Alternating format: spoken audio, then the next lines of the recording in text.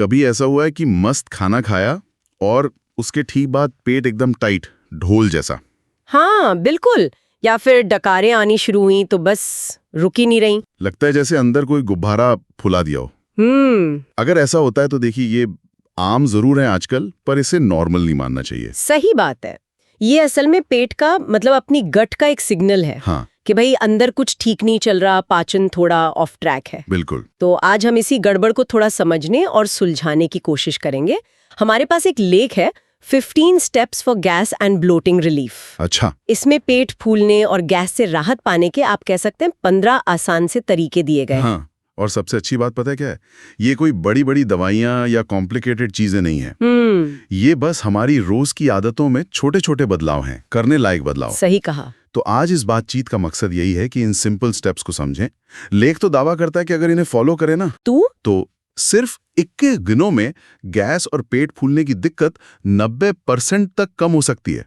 अरे वाह, 90%। हाँ, और जरा सोचिए, वो जो फिट सेलिब्रिटीज दिखते हैं, अक्षय कुमार, विराट कोहली, मिलिंद सोमन, हमेशा इतने एनर्जेटिक, क्या लगता है सिर्फ जिम से? या फिर कहीं ना कहीं उनका पाचन तंत्र भी एकदम टॉप गियर में रहता है, क्योंकि वो खाने पीने में डिसिप्लिन रखते हैं। ये बहुत वैलिड पॉइंट है।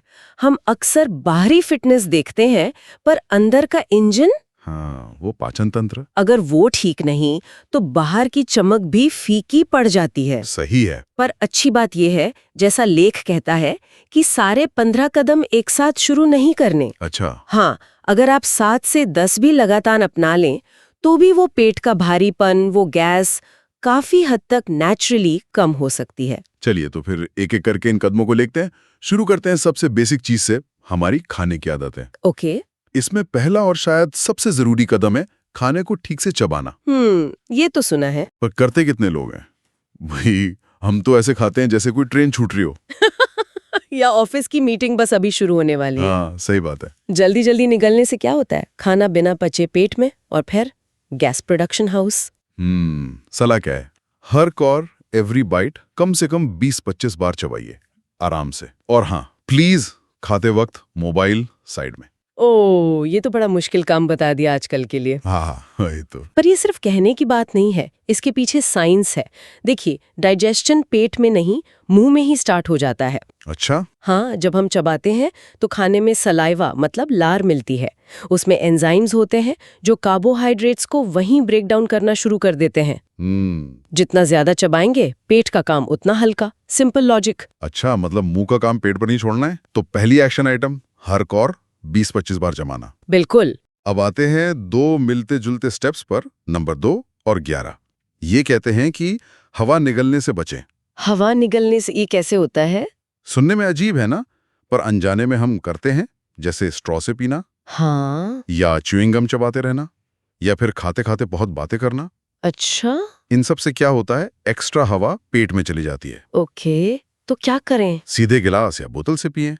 खाते समय थोड़ी शांति रखें और च्युइंग गम की जगह सौंफ चबाइए। सौंफ तो अच्छी है। डबल फायदा, मुंह भी फ्रेश और डाइजेशन भी बेहतर। ये जो एक्स्ट्रा हवा पेट में जाती है ना, इसी को एरोफेजिया कहते हैं, और यही ब्लोटिंग का एक बड़ा कारण बनती है। ओहो। और सौंफ का सुझाव इसलिए भी अच्छा है क्योंकि वो सिर्फ माउथ फ्रेशनर नहीं है, वो डाइजेस्टिव एंजाइम्स को भी स्टिमुलेट करती है, मतलब पाचन में मदद करती है। सही। तो एक्शन ये है, स्ट्रॉ और च्युइंग गम कम करें, खाते समय कम बोलें और सौंफ से दोस्ती करें। बिल्कुल। अब एक और छोटी सी आदत, स्टेप नंबर 10, सीधे बैठकर खाना। कई बार हम टीवी देखते हुए सोफे पे फैल कर खाते हैं, या ऑफिस में कुर्सी पर आगे झुककर लैपटॉप देखते हुए। हाँ, ये तो होता है। इससे पेट दबता है, पाचन धीमा हो जाता है। कोशिश करें कमर सीधी रखकर आराम से बैठें, जैसे स्कूल में सिखाते थे। इसका कारण भी सीधा है। सीधे बैठने से पेट और आंतों को अपना काम करने की पूरी जगह मिलती है। अच्छा। झुकने से उन पर प्रेशर पड़ता है, तो खाना ठीक से आगे नहीं बढ़ पाता, पचने में दिक्कत आती है। लॉजिकल है। तो एक्शन, खाते समय रीढ़ की हड्डी सीधी। चलिए, खाने की आदतों के बाद अब बात करते हैं कि हम कब खाते हैं और क्या एक साथ खाते हैं। ओके, टाइमिंग और कॉम्बिनेशन। हाँ, स्टेप नंबर 3 है खाने का टाइम फिक्स करना। ये बहुत कॉमन प्रॉब्लम है, खासकर ऑफिस जाने वालों की। हाँ बिल्कुल। सुबह भागे, काम में उलझे, लंच टाइम गया, फिर शाम 4 बजे तेज भूख लगी और जो मिला खा लिया। बहुत देर भूखे रहकर एकदम से ज्यादा खाना ब्लोटिंग का पक्का नुस्खा है ये। सही कहा। कोशिश करें हर 3-4 घंटे में कुछ छोटा हेल्दी खाएं। हाँ, और लंच वो तो कोशिश करें रोज एक ही टाइम पर हो। ये रेगुलरिटी बहुत जरूरी है। सोचिए, अगर पेट को पता हो कि उसे हर 3-4 घंटे में कुछ काम मिलेगा तो वो तैयार रहता है। अच्छा। एंजाइम सही टाइम पे रिलीज होते हैं। लेकिन अगर आप घंटों भूखा रखकर अचानक ढेर सारा खाना डाल देंगे तो वो सिस्टम गड़बड़ा जाता है। मतलब पेट को सरप्राइज अटैक नहीं देना है। हाँ, बिल्कुल नहीं। तो एक्शन, रेगुलर इंटरवल पर खाएं, लंच टाइम फिक्स करें। अब आते हैं स्टेप 4 पर, भारी फूड कॉम्बिनेशन से बचना। ये शायद कई लोगों की दुखती रग है। अच्छा, जैसे? याद कीजिए किसी दावत की प्लेट, रोटी भी है, चावल भी है, पनीर भी, दाल मखनी भी, फिर गुलाब जामुन दही भल्ला। अरे बाप रे, सब एक साथ? हाँ, पेट है या गोदाम, ये कॉम्बिनेशन पाचन के लिए टॉर्चर है। कोशिश करें खाना सिंपल रखें। मतलब? दाल रोटी खा रहे हैं तो चावल शायद न खाएं उस मील में। चावल सब्जी है तो रोटी ना लें। और दही खाने के ठीक साथ नहीं, थोड़ा पहले या बाद में। ये बात जरूरी है। हर खाने को पचाने के लिए पेट को अलग माहौल, अलग एंजाइम्स चाहिए। अच्छा। हाँ, प्रोटीन के लिए एसिडिक, कार्ब्स के लिए अल्कलाइन, सब मिला देंगे तो पेट कंफ्यूज हो जाता है। हाँ। फिर कुछ भी ठीक से नहीं पचता, नतीजा गैस, भारीपन। मतलब पेट की केमिस्ट्री बिगाड़ देते हैं हम। हाँ, तो एक्शन, एक बार में सिंपल खाना खाएं। बिल्कुल, पेट पर रहम करें। हाँ, अब स्टेप 5, दालें और बीन्स जैसे राजमा, छोले। हाँ, इनसे तो गैस होती है कई लोगों को। आम शिकायत है, पर इसका हल सिंपल है। रात भर भिगो दें। ओके। सुबह वो पानी फेंक कर ताजे पानी में पकाएं और पकाते समय चुटकी भर हींग या थोड़ा अजवाइन हमारी दादी नानी हमेशा करती थी। और वो बिल्कुल सही थी। भिगोने से दालों में जो मुश्किल से पचने वाले शुगर होते हैं ना, वो निकल जाते हैं। अच्छा। हाँ, वो ही गैस बनाते हैं। और हींग, अजवाइन पाचन में मदद करते हैं, गैस कम करते हैं। ये नुस्खे वाकई काम करते हैं। वाह, मतलब थोड़ी तैयारी से स्वाद भी, सेहत भी। तो एक्शन, दालें बीन्स रात भर भिगोएं, हींग अजवाइन डालकर पकाएं। बिल्कुल। चलिए, अब कुछ डाइजेस्टिव एड्स और ड्रिंक्स की बात करते हैं। ओके। स्टेप नंबर 6, पाचन बढ़ाने वाले मसाले रोज इस्तेमाल करें। जीरा, सौंफ, अजवाइन, ये तो हर किचन में होते हैं। हाँ, बिल्कुल। पर हम इन्हें सिर्फ स्वाद के लिए यूज करते हैं।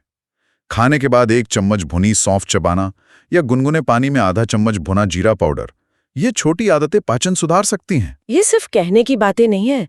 आयुर्वेद में हजारों साल से इन मसालों को पाचन अग्नि बढ़ाने और वात गैस को शांत करने के लिए इस्तेमाल किया जाता है।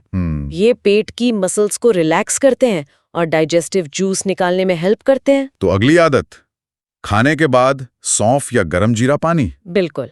अब बात करते हैं पीने की चीजों की। Step number 8। हाँ, ये भी इम्पोर्टेंट है। बहुत लोगों की आदत होती है खाने के साथ या फौरन बाद एकदम चिल्ड कोल्ड ड्रिंक या बर्फ वाला पानी। सोचिए, पेट में खाना पचाने की आग जल रही है और आपने उस पर ठंडा पानी डाल दिया, क्या होगा? आग बुझ जाएगी या धीमी हो जाएगी? एग्जैक्टली, पाचन रुक जाएगा। खाने के दौरान सादा पानी या गुनगुना पानी पिएं और खाने के बाद गर्म पानी में सौंफ, जीरा या अदरक डालकर पीना बेस्ट है। आयुर्वेद इसे अग्नि मांद्य कहता है, पाचन अग्नि का मंद पड़ जाना। ठंडा पानी पेट का टेम्परेचर गिरा देता है, एंजाइम्स काम नहीं कर पाते। जबकि गर्म पे पाचन में मदद करते हैं। मतलब पेट की आग ठंडी नहीं करनी। तो रूल, खाने के साथ ठंडा पानी, कोल्ड ड्रिंक नहीं, बाद में गर्म हर्बल पानी। सही। अब एक बहुत जरूरी पॉइंट, चीनी और आर्टिफिशियल स्वीटनर कम करना। Step number 7। चीनी। हमें लगता है मीठे से सिर्फ वजन बढ़ता है, पर रिफाइंड चीनी और वो जो शुगर फ्री वाले आर्टिफिशियल स्वीटनर है ना, हाँ, डाइट सोडा वगैरह में होते हैं। हाँ, वो पेट के दोस्त नहीं, दुश्मन है। ये दोनों ही हमारी आंतों के अच्छे बैक्टीरिया का बैलेंस बिगाड़ते हैं। ये बहुत जरूरी बात है। हमारी आंतों में खरबों बैक्टीरिया हैं, अच्छे और बुरे। इनका बैलेंस हमारी हेल्थ के लिए क्रिटिकल है। ज्यादा चीनी और आर्टिफिशियल स्वीटनर बुरे बैक्टीरिया को खाना देते हैं, अच्छे वालों को कमजोर करते हैं। इसी इम्बैलेंस से गैस, ब्लोटिंग होती है। अरे बाप रे, मतलब मीठे के चक्कर में पेट का पूरा इकोसिस्टम बिगड़ जाता है। बिल्कुल। तो एक्शन, सफेद चीनी और आर्टिफिशियल स्वीटनर को बाय बाय। गुड़, खजूर जैसे नेचुरल ऑप्शंस यूज करें, वो भी लिमिट में। सही। अब आते हैं स्टेप 15 पे, कुछ हर्बल घरेलू नुस्खे। आजकल जरा सी गैस हुई नहीं कि लोग एंटासिड की गोली खा लेते हैं। हाँ, फटाफट। कभी कभी ठीक है, पर रोजाना नहीं। इसकी वजह कुछ नेचुरल ट्राई करें। आधा चम्मच अजवाइन गर्म पानी से, या सौंफ का पानी, या अदरक की चाय। ये छोटी चीजें राहत दे सकते हैं। हाँ, ये परमानेंट इलाज नहीं, पर पेट को आराम देने के अच्छे उपाय हैं। बिल्कुल। अजवाइन, सौंफ, अदरक, हींग, ये सब कार्बोनेटिव है। मतलब ये गैस बनने से रोकते हैं और बनी हुई गैस को निकालने में मदद करते हैं। अच्छा, पेट की ऐंठन भी कम करते हैं। तो गोली से पहले इन्हें ट्राई करना अच्छा है। तो नेक्स्ट टाइम पेट गड़बड़ करें तो एंटासिड से पहले अजवाइन, सौंफ या अदरक याद करें। चलिए, अब कुछ लाइफस्टाइल फैक्टर्स पर आते हैं। ओके। स्टेप नंबर 9, खाने के बाद 10 मिनट टहलना। हाँ, ये तो सुना है। पर हम करते क्या हैं? खाना खाया और थम से सोफे पर या वापस कुर्सी पर। हाँ, बस यही गड़बड़ होती है। खाना पेट में पड़ा रहता है, गैस बनती है। सिर्फ 10 मिनट हल्की चहलकदमी घर में ही कर लें। इससे पाचन तेज होता है। और हाँ, ऑफिस में डेस्क से पेंट्री तक जाकर वापस आना, वो 10 मिनट वॉक नहीं है। हाँ, बिल्कुल नहीं। चलने से पेट और आंतों की मसल्स एक्टिव होती हैं, खाना आगे बढ़ता है। इसे पेरिस्टाल्सिस कहते हैं। अच्छा, बैठकर या लेटकर ये प्रोसेस स्लो हो जाता है, इसलिए हल्की वॉक बहुत जरूरी है। समझ गया। तो आदत डालें, खाने के बाद 10 मिनट वॉक जरूर। बिल्कुल। अब एक और सेंसिटिव मुद्दा, स्टेप 12, कब्ज को नजरअंदाज ना करें। कॉन्स्टिपेशन। अगर रोज सुबह पेट ठीक से साफ नहीं होता तो गैस और ब्लोटिंग तो होगी ही। क्यों? क्योंकि वेस्ट अंदर जमा है। हाँ, वो जमा वेस्ट सड़ता है, गैस बनाता है। हल क्या है? सुबह उठकर गुनगुना पानी, खाने में फाइबर बढ़ाएं, फल, सब्जी, ओट्स, पानी पिएं दिन भर। और हाँ, वो इंडियन टॉयलेट वाला पोस्चर बेस्ट है, पर वेस्टर्न कमोड है तो पैरों के नीचे छोटा स्टूल रख लें। हाँ, स्क्वाटी पॉटी वाला कॉन्सेप्ट, इससे एंगल सही होता है। एग्जैक्टली। कब्ज और ब्लोटिंग का सीधा कनेक्शन है। जब आंतें भरी हैं तो गैस निकलेगी कैसे? रास्ता ब्लॉक है। इसलिए कब्ज ठीक करना, ब्लोटिंग कम करने के लिए बहुत जरूरी है। फाइबर, पानी, एक्टिविटी, ये तीनों कब्ज के दुश्मन हैं। पेट सफा तो हर रोग दफा। तो एक्शन, फाइबर खाएं, पानी पिएं, एक्टिव रहें, कब्ज को इग्नोर ना करें। बिल्कुल। अगला स्टेप, तनाव कम करना। स्टेप 13, स्ट्रेस और पेट। हाँ, गहरा कनेक्शन है। जब हम टेंशन में होते हैं, बॉडी फाइट या फ्लाइट मोड में चली जाती है। उसे लगता है खतरा है, तो वो पाचन जैसे फालतू कामों से एनर्जी हटाकर मसल्स को भेज देती है। नतीजा, पाचन धीमा या बंद। इसलिए खाने से पहले 2-3 गहरी सांसें लें। खाते समय काम की टेंशन, मोबाइल नोटिफिकेशंस, इनसे दूर रहें। ये बिल्कुल सही है। हमारा दिमाग और आंतें नर्वस सिस्टम से जुड़े हैं, गट ब्रेन एक्सेस। अच्छा। स्ट्रेस सीधा डाइजेस्टिव जूस और आंतों की मूवमेंट पर असर डालता है। इसीलिए टेंशन में या तो भूख नहीं लगती या पेट खराब हो जाता है। टेंशन तो सच में हर मर्ज की जड़ है। तो एक्शन, खाने से पहले रिलैक्स करें, गहरी सांस लें, शांत माहौल में खाएं। और अब आखिरी स्टेप, जो असल में स्टेप 14 है, रात के खाने के तुरंत बाद सोना नहीं है। हाँ, ये भी कॉमन गलती है। अक्सर डिनर लेट होता है, खाते ही बिस्तर पर। इससे 2 प्रॉब्लम, गैस और एसिड रिफ्लक्स, सीने में जलन। कोशिश करें सोने से कम 2 घंटे पहले डिनर हो जाए। और सोते समय बाईं करवट लेकर सोएं। अच्छा, लेफ्ट साइड क्यों? हाँ, देखिए, जब हम लेट जाते हैं तो ग्रेविटी हेल्प नहीं करती। खाना पेट में ज्यादा देर तक रह सकता है, एसिड ऊपर आ सकता है। 2 घंटे का गैप पेट को खाना आगे भेजने का टाइम देता है। और बाईं करवट सोने से पेट की थैली की पोजीशन ऐसी होती है कि एसिड का ऊपर आना मुश्किल होता है। अरे वाह, ये लेफ्ट साइड वाली टिप तो काम की है। तो आखिरी एक्शन, डिनर सोने से 2 घंटे पहले और लेफ्ट साइड सोना बेहतर। बिल्कुल। तो ये थे वो 15 कदम जिनसे गैस और ब्लोटिंग की छुट्टी हो सकती है। एक क्विक रिकैप करें? हाँ, कर लेते हैं। हमने बात की कैसे खाएं, धीरे चबाएं, हवा कम, सीधे बैठें। कब और क्या खाएं, टाइम फिक्स, सिंपल कॉम्बिनेशन, दालें भिगोएं। राइट।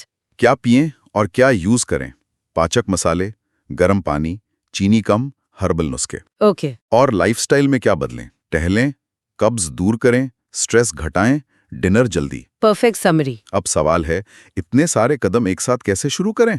लेख में एक प्रैक्टिकल तरीका है। क्या है? आज से कोई भी 3 छोटी आदतें चुनें, बस 3। जैसे, मैं हर कौर 20 बार चबाऊंगा।